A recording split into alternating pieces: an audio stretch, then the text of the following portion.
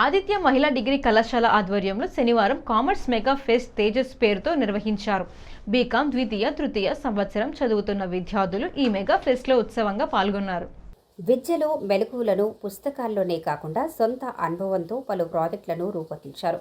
విద్య, వ్యాపారం, ఫైనాన్స్ రంగాలకు సంబంధించిన అంశాలపై ఈ ఫెస్ట్ జరిగింది. ముఖ్య అతిథిగా ప్రముఖ చార్టెడ్ అకౌంటెంట్ సత్య వెంకట రామరెడ్డి విచ్చేశారు. దీనికి ఆదిత్య మహిళా డిగ్రీ కళాశాల principal Rehman, vice principal K Anandarao, హెచ్ఓడీలు doctor GVS Nageswararao, KV Sriram పాల్గొన్నారు. మెగా ఫెస్ట్ ఫ్యామిలీ కోఆర్డినేటర్స్గా కేవీఎస్వి శాస్త్రి, వి శరత్ వ్యవహరించారు.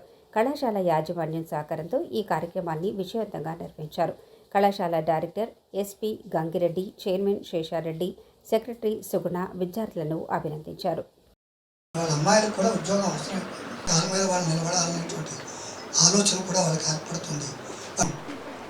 74లో అనుకుంటే సర్వీస్ ఓ బెంచ్ ఇస్తే బెంచ్ వేస్ట్ కదా అని మా సెక్రటరీ గారు. అప్పుడు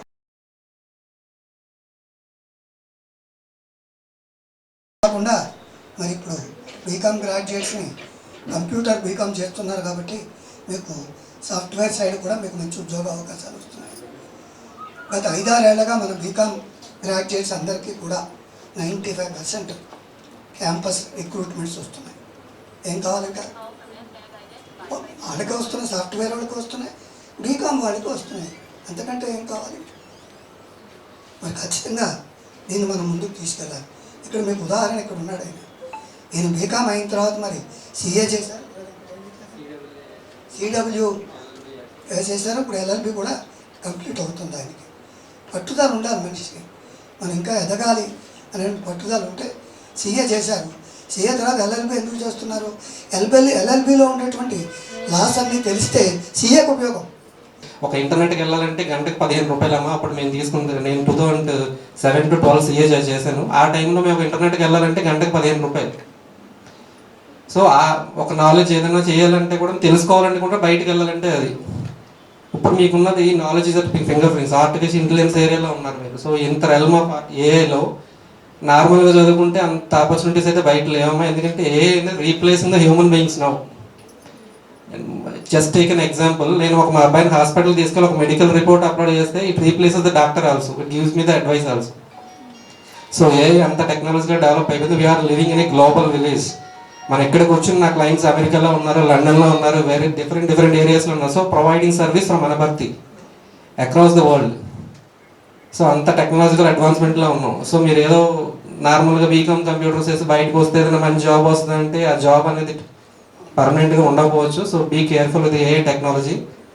ప్లేస్మెంట్ సంబంధించిన ఏరా తీసుకున్నప్పుడు ఎవ్రీ ఇయర్ కూడా లాస్ట్ 5 years ఆన్వర్డ్స్ మనకి ఫస్ట్ ప్లేసెస్లో BCA, then after BSc, then after BBA, then after లాస్ట్లో బీకామ్ అనే కాన్సెప్ట్ పర్సంటేజ్ ఇచ్చేసుకునేవాళ్ళు ప్లేస్మెంట్ సంబంధించిన ఇదిలో. కానీ లాస్ట్ ఇయర్ మనం చూసుకున్నప్పుడు బీకామ్ 100% ప్లేస్మెంట్స్ని then after BCA, then after BSc ఆ ఎరలో కనిపించడం అన్నది నో డౌట్ ఎట్ ఆల్.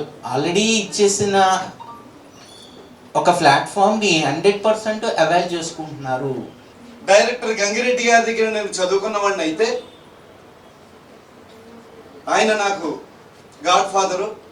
నేను ఈ స్థాయిలో ఉన్నానంటే కారణం ఆయనే. మన కళాశాల ప్రిన్సిపల్